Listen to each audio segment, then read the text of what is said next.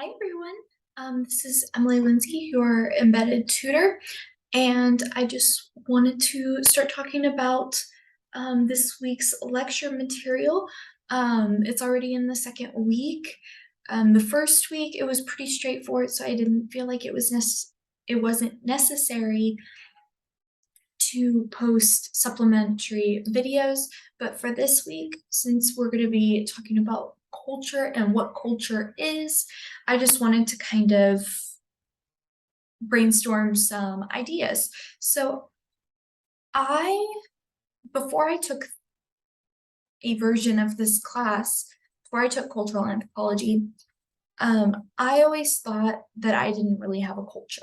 And the reason why was because I grew up in a pretty whitewashed family.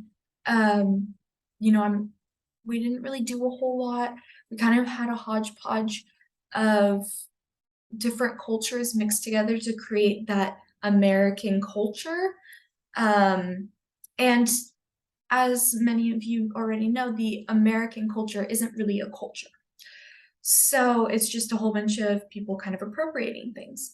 So I didn't really think I had a culture. However, a good way to think about culture isn't just societies. It's not just talking about indigenous culture. It's not talking about, you know, Pacific Islander and the different types of cultures depending on which of the Pacific Islands we're talking about.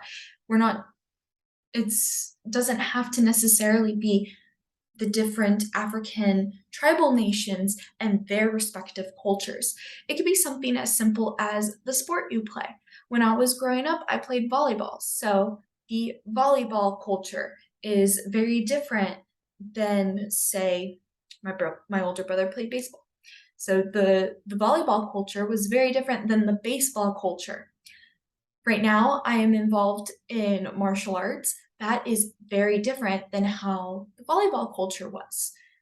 We all are involved in school culture, specifically the FLC school culture, because we all are students at FLC. We are all involved in the Anthropology 310 class, which is the cultural anthropology class. That is a unique culture. This is a unique culture compared to the Anthro 310 class that I was in about 2 years ago.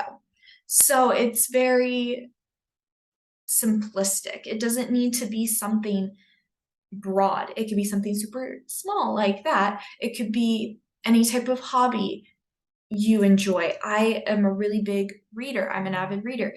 There is a reader culture. I don't know if any of you are readers, but if you are, you know that there is a very big reader culture on TikTok. It's called Book Talk.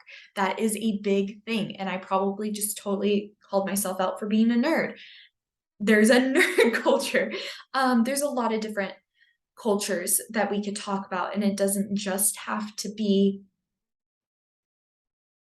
this country. It could be something super small. You have a family culture. You have the immediate family, which is going to be, parents slash guardians, siblings, if you have any, your pets, if you have any.